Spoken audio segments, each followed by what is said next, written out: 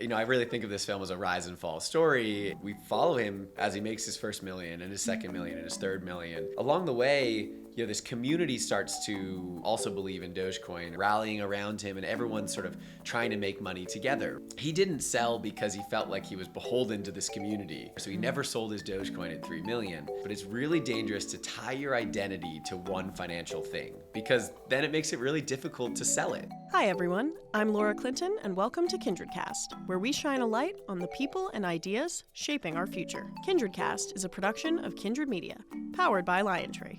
Today we're here with Chris Temple to talk a little bit about his new film, This Is Not Financial Advice, fresh off its premiere at Tribeca Film Festival.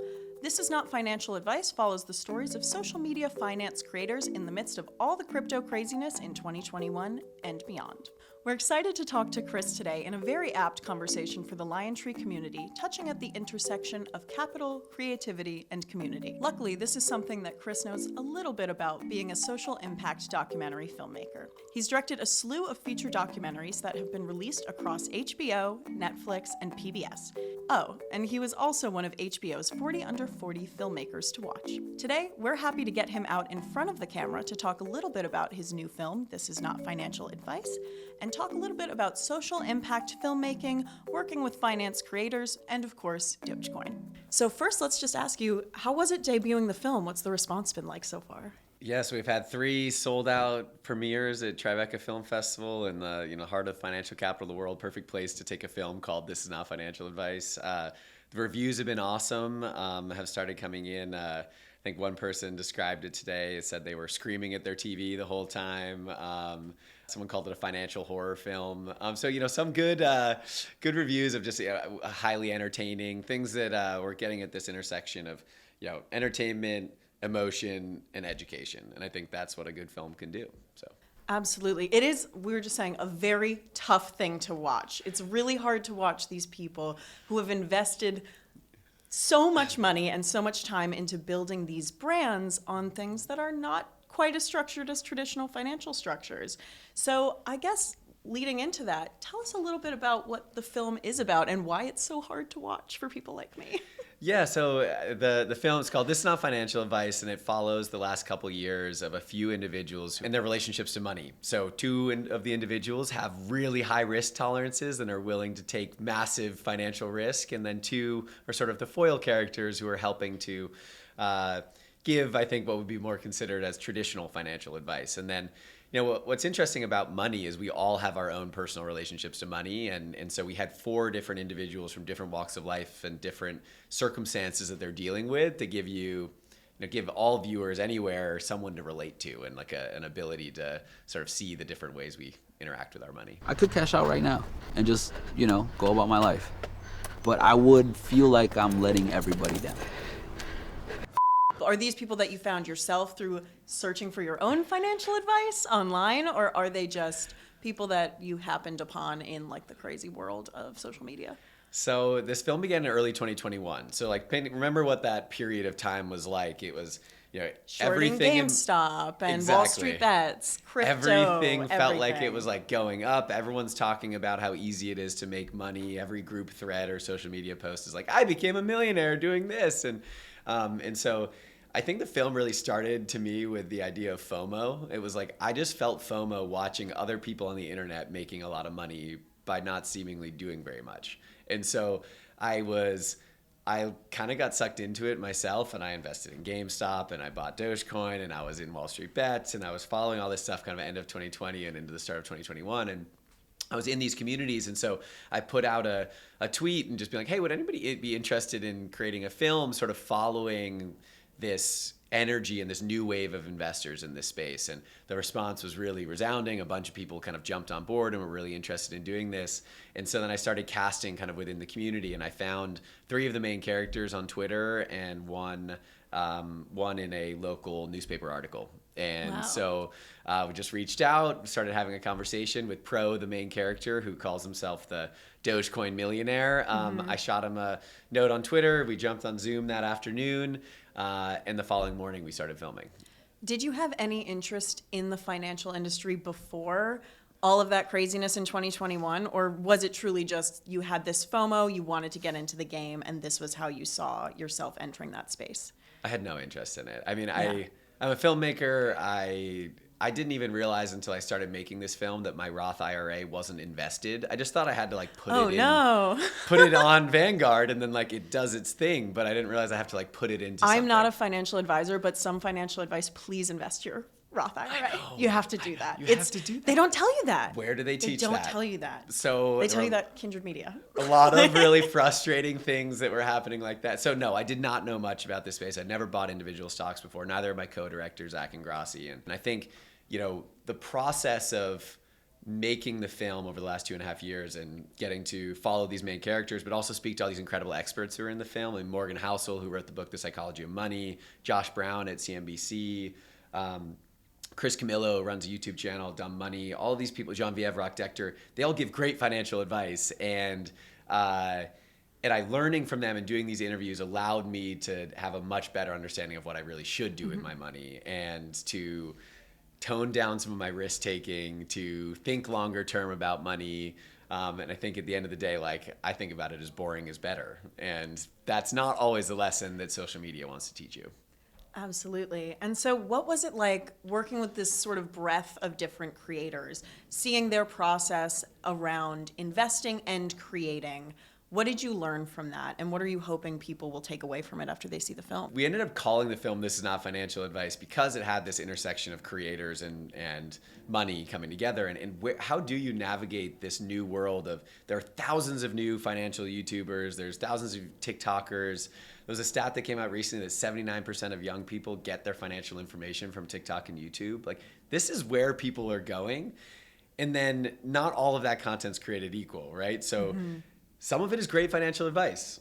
Some of it can be sponsored content. And we need to be aware of when it's sponsored or it's not. If someone's telling you to buy a crypto coin, but it's a sponsored crypto coin, you should know that, right? And then third, and then there's also just a lot of scams out there still. Like, I mean, people are always going to take advantage of these money grab opportunities to try to trick you into Venmoing them money or buying into some pump and dump scheme. And so the more that young people can kind of be aware of some of those things, I think that'll help them be better investors. In working with these creators, how did that impact your own level of discernment around these financial creators? Are you able now, when you scroll through on Twitter or TikTok or whatever, see someone promoting a coin, and can you tell instantly if that's a sponsored post or not now?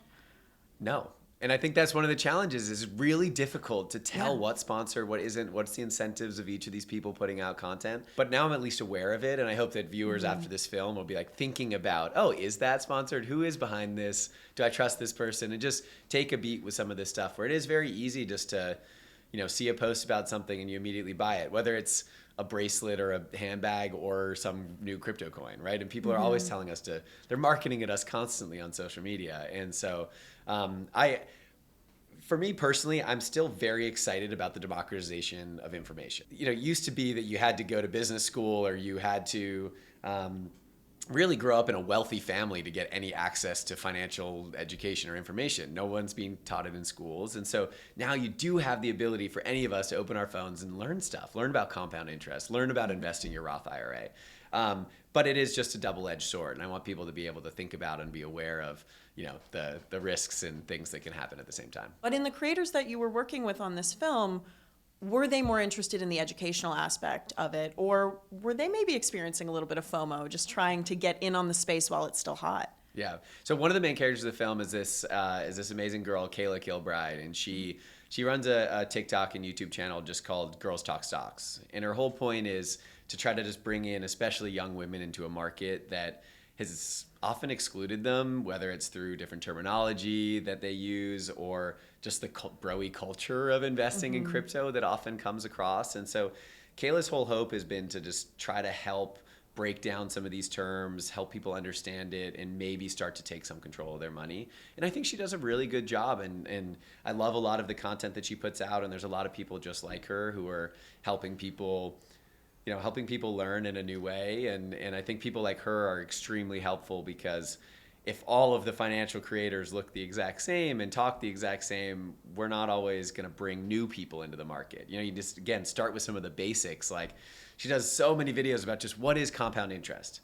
And compound interest is so vitally important for any form of investing because the key to it is time, right? It's like slowing down, making money over time, that in 35 years, compound interest can make you a ton of money by the time you're at retirement. But I think for many of us, when we're looking at our lives right now, we're like, well, I want money tomorrow. It's easy to say, I'm so happy that I can get this information when I'm 25 years old scrolling on TikTok. Yeah. And it's not something that you have to necessarily give up any part of your normal routine to go learn about. You can just do it. If checking your TikTok is part of your normal routine, you can make learning about investing part of your normal routine as well. It sort of forces your hand a little bit. You're like, okay, you're out. The algorithm starts to show you more and more financial content, and you're like, Absolutely. oh yeah, I never thought about that. So I like, And especially in the case of someone like Kayla, who is building really a community of young women who are very similar to herself. Girls talk stocks. They have similar interests. She can make these analogies that speak to that community. Yeah. How did creating this film change your view of these communities, and how did you feel these different creators were attracting different types of people? Did you notice a sort of similarity between their audiences at all, or was it all different types of people completely? I think one lesson that Pro's story really taught me, and he calls himself the Dogecoin millionaire. Just as a little bit of background, he maxed out his credit cards, took out cash advances, took all his life savings, and threw it all into Dogecoin. And right? No spoilers, but the course of this film is slowly watching cryptocurrency crash while he is so die hard on this belief that this is the future of money. I really think of this film as a rise and fall story, at least in the couple years that we filmed with it, right?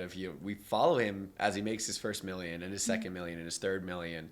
And along the way, this community starts to, who also believe in Dogecoin, are really validating his decisions, are encouraging him, are rallying around him, and everyone's sort of trying to make money together, right? And I think one of the challenges that I think happened for Pro there is he didn't sell because he felt like he was beholden to this community of people that were all together. So he never sold his Dogecoin at 3 million. And I think the attention was really nice, the community was really nice. And he was so emotionally invested in one asset. And I think, a few of our experts talk about this, but it's really dangerous to tie your identity to one financial thing, because then it makes it really difficult to sell it, right? If you're emotionally attached to, Peloton, if you invest in Peloton, it's going to make it harder for you to sell Peloton when it's maybe no longer a good stock to hold on to, or whatever it may be. So I think a lesson that he really learned is, the more you emotionally tie yourself to money, it can be really, really dangerous. And so for him, and many people who held Dogecoin, they loved this community. They felt so emotionally tied to Dogecoin and this meme of a Shiba Inu and the whole energy of what it stood for. And they didn't sell. And then Pro lost his whole $3 million that he could have made off of this through the process. And it's so interesting to watch him reckon with the realities of he's in credit card debt. He has bills to pay, these very immediate needs for liquidity. Yeah. And he cannot bring himself to sell. Yeah. It's this really interesting tension between the community and the capital. Yeah. And I guess I'm just curious your sort of take on what that means to be a creator in this space. What responsibility do they have to themselves and to their community? Because in some way you could definitely make the argument that had he sold when it was at 3 million, why would he even have his following? I don't know. I don't think he would have. I don't think he would have built Yeah. the following he has. And I mean, two things on that. I mean, another thing I think for Pro and why he didn't sell. I mean, he grew up really poor, immigrant from Brazil. His mom works as a house cleaner. And often we see, stats show this over and over again, that those who have the least are willing to take the biggest financial risks, right? Because it feels like, well, if I can't make it any other way in the middle class, how do I try to leapfrog? How do I just take some chance to move this forward? And it's why in America, most of the people who are buying lottery tickets are those who are low income. And it's sort of a tax on the poor, this lottery ticket system that we have.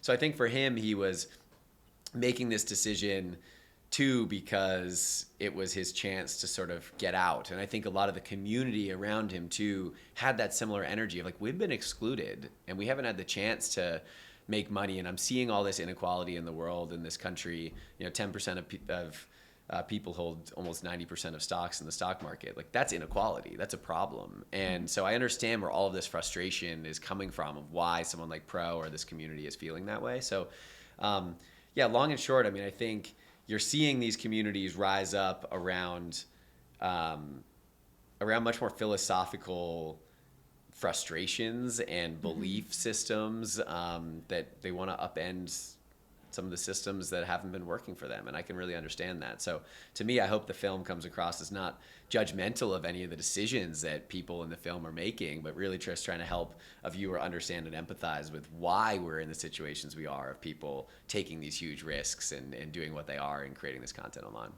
Absolutely. And shifting to the positives for a moment, because it's, like you said, it's not everybody that gets into this space and has such a high risk tolerance. What are, I guess, some of the success stories that you've seen of people who have gotten involved in these online communities and learned a lot and actually maybe made some money for themselves through this community? You know, one of the main characters of the film his name is Sinai, and he runs a local stock club in his community. It's an immigrant community down in Long Beach, and his whole goal is, again, to try to lift up his community through financial education. And he runs this monthly club where anyone in the community can come together and just ask questions. They can have conversations about money, about investing.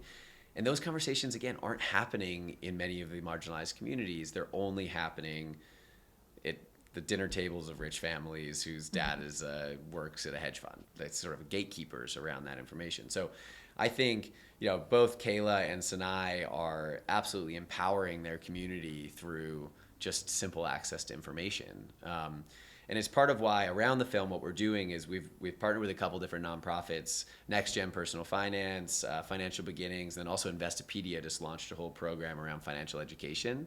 So how do we help, you know, just by disseminating information online, whether it's on social media or through teacher trainings and into schools, just help people actually learn about some of these financial concepts and then lift up their lives. I mean, if you start a Roth IRA as a kid, or even right now, not as a kid, just today is the best day to start saving and putting it in the market. Reminds me of, there's this great quote, I think it's a Chinese proverb. So the best time to plant a tree was 20 years ago. The second best time is now. Is now.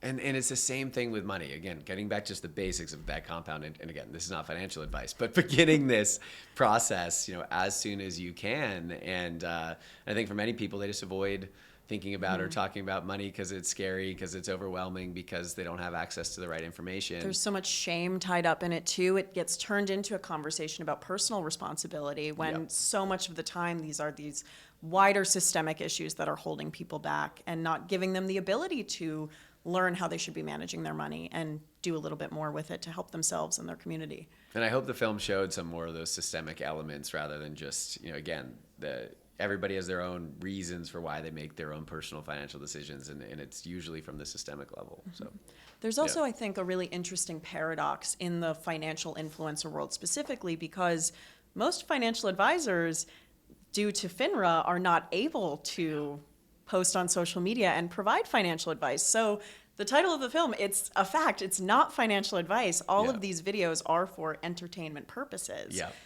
How can users really vet their information? Anyone who's able to give you financial advice online cannot give you financial advice online. This is a huge, huge problem, I think. And no one knows that anybody who is giving financial advice online is not registered to be able to give you financial advice. And that's a fascinating element that I didn't even know until I started this process, right? I assumed if someone was teaching me online that if they're a wealth manager who has all the training and knows all the things, but that's not always there are literally no practicing wealth managers making these videos. They are not allowed to do it. Yeah. Which is just so fascinating because people build their entire brands around it. I know, and I guess how do we, is that something that should change? Should we have more flexibility there within FINRA to help those who really do know what they're talking about disseminate more information through socials and as creators? Because if they are running their own fund and they have an alternative source of income rather than just sponsorships, I think that can end up leading to better content too. I think sometimes these financial influencers understandably are forced just to sort of piece together sponsorship dollars from whoever they can to keep themselves going, and versus being able to kind of underwrite their money through a better business. Yeah. And how do you view, I guess, the integrity aspect of being a financial content influencer that decides to take a sponsorship deal? How can they do that in a way that is responsible? Is there a way to do it responsibly? Everybody is finding that balance between wanting to get out good financial information, but also make a living themselves. And it's a lot of work.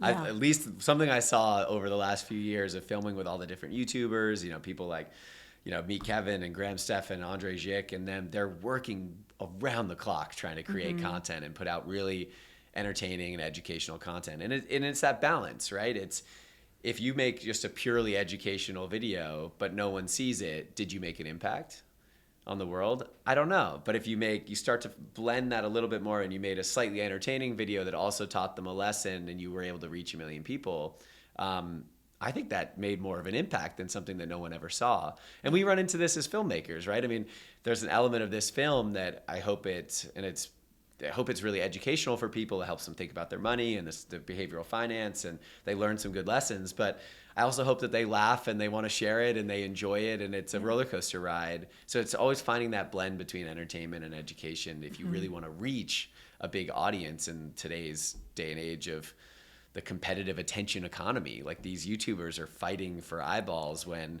what is it, like 1 billion hours of content is uploaded to YouTube every day? Like, I mean, how else are you going to cut through the noise? Yeah, I think one of the scenes in the film that really stood out to me is Kayla in her bedroom just getting so many different shots of this one TikTok sound, and she's trying on costumes, and she's like doing these movements, and it's so much is focused on the entertainment aspect of what she's providing. How did you view the time split for these creators in creating content that was really informational and had a lot of substance? And then how much were they also really just focused on bringing their personality into it and having fun and being entertaining? I think it just depends on a creator by creator basis. And I think, there are so many good people out there who are creating good content. And, I think part of the game is figuring out how to understand the algorithms and running it as a business and doing that sort of work. And I think if you have a good thumbnail, your video is going to get seen by more people. And so it takes a moment to, get the right light, to get the thing, to get your picture. And so, I think the folks that I think are doing some of the best work have been doing it for a long time, and they're building off of their financial knowledge, video by video by video. And it can be harder to sort of be starting cold as a new person coming in as a financial influencer if you maybe don't have the same breadth of knowledge and information going into it already. Someone else described the movie as a living case study in how investing, gambling, technology, and social media intersect. So what was it like seeing that intersection in action? Yeah, I mean, I think, to me, this is, yes, it is a period piece about this crazy moment in time from 2021 to 2023 of this rise and fall mania in the markets. I don't think the factors that cause that have gone away. And I think the internet has come for money, and it's still here. Last month was the highest month of meme coin trading that we've seen in the last 3 years, since the Dogecoin moment that you see in the film. And, this isn't going away. I think we've seen a tempering of expectations and of kind of money sloshing around because the broader economy has sort of started to cool off. I would not be surprised if, as the broader economy starts to come back and people feel like they start to have a little bit more disposable income again, that you'll see some of the same behaviors popping up again, whether it's crypto or something else. I think the ease of being able to take out your phone and YOLO your life savings in 30 seconds is still there. The social media algorithms are still encouraging and promoting the same kind of behavior. Our culture is a get-rich-quick culture right now. People want everything instantaneously, whether that's money or food or whatever it may be. We expect it right away, and so I think all the factors are still there that the internet has caused that will make this to be a lasting challenge for us going into the future. Absolutely. But it is a really fascinating moment that you guys were able to follow. It felt really at the time with Wall Street Bets like this democratization of the entire industry. It was like, oh my gosh, we the people can manipulate stocks too. Why aren't we doing this on Reddit all the time? And then we quickly saw that they were not going to let that continue for very long. So what was it like following that? So, we started the film just after the GameStop short squeeze, and I more participated in it as someone who had bought GameStop and was staying awake till 3 a.m., texting friends and going along in that experience. I got totally sucked into, again, as you're describing this. I think this excitement that we were a part of a movement, that we could maybe change this system. And I think I quickly, again, throughout the process of making the film, started to realize I wasn't through just a GameStop moment changing the system, and I wasn't really investing. I was sort of more enjoying this experience of gambling, and that's okay. I don't judge. I loved gambling on that. I thought it was great, but I think it's a little bit different than investing in a Vanguard mutual fund, and I loved it, and I still make speculative, decisions sometimes with my money because it's really fun. And I think people should be allowed to do that sort of thing.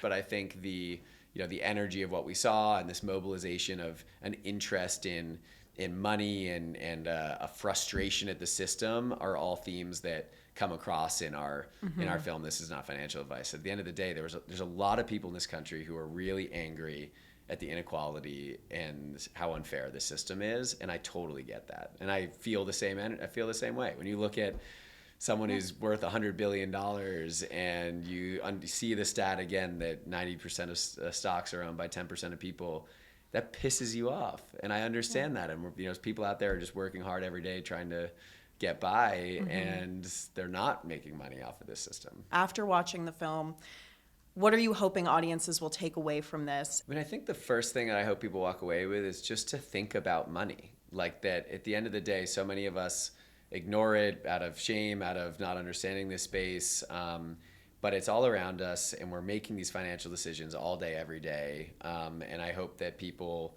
can just feel a little bit more empowered to make some of those decisions themselves.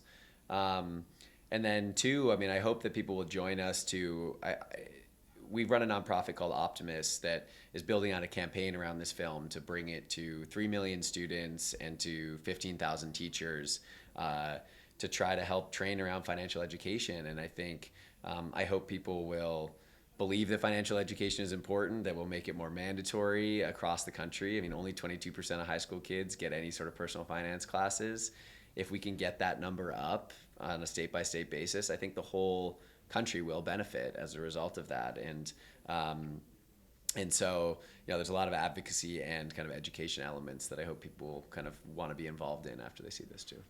Absolutely. And that's another thing that we are very focused on here at LionTree is just this intersection of purpose within everything that we do.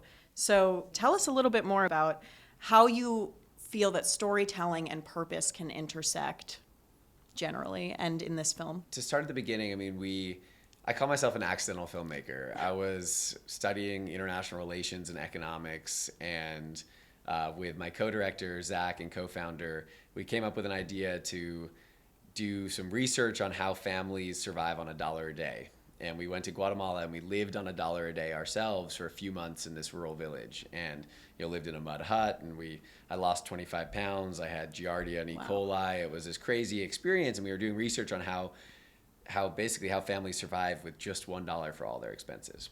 And we brought some cameras and started making a few YouTube videos while we were there to share the experience. And these YouTube videos started going viral, and people were watching them and learning about poverty around the world and learning how they could make a difference. So we eventually tried to make it into a documentary. We're like, how hard could it be to make a film, right? Neither of us had ever taken a film class before. Well, the answer is it's hard. It's like, we've seen movies. We can do that. We can do it, right? So 2 years and about 65 versions later, we made our first ever documentary called Living on $1. And it eventually released on Netflix, and we did a bunch of kind of targeted events at schools and elsewhere to talk about and raise money for families living in extreme poverty. And that film raised almost $2 million for this community that we were filming in for education programs and microfinance loans and all this amazing stuff. And to us, it was just this spark that film and storytelling can be this catalyst for social change. And not only can it create empathy and education, but it actually can spark action and get someone to change the way that they're living their life, or make a decision to make a donation or vote or do something differently, because it's such an emotional and visceral experience to go through a film. And that for us has just been so inspiring. So we've made 4 different feature documentaries now, about 10 short films. They've been seen in over 180 countries and raised almost $90 million for different causes that the films are about, whether that's poverty alleviation, the Syrian refugee crisis, criminal justice reform, immigration, food insecurity, and now financial education. And so, we really see ourselves as a tool, right? It's like the film is just a spark, like a starting point. It can't do everything. So how do you arm others, like nonprofits, partners, with the film to be able to use it to help? I think that really speaks to, the power of conversation, and bringing these issues into public consciousness can spark direct impact. What are you most proud of so far? I think I feel, incredibly thankful to all the people who are willing to share their stories in these films, because that takes an incredible amount of courage to be willing It's very vulnerable. To be that vulnerable, to trust us as collaborators, and to welcome us into their lives. The people in this film, they allowed me to be with them and our team, my co-director Zach Ingrassi, our producers Jenna and Carrie, to be there for multiple years, in their world, and waking up at 4 a.m. and there's a camera in your face, right? And this is it's a lot to do. And so, I've just, across all of the films, I'm so thankful to the people who have helped, who've been willing to share their stories. And I think I'm just very proud that they've liked the films. At the end of the day, it feels like such a responsibility as the creators on this content that we're doing right by their stories, and that hopefully these films can have some sort of a positive impact in the world. So I think that's what I'm the most proud of, is the response from the communities themselves and the people who have been willing to share their stories with us. Awesome. Great. Well, thank you so much. This has been really fun. Of course. Thanks for having me. Thank you for listening. Stay tuned for more KindredCast conversations from leaders in business and beyond.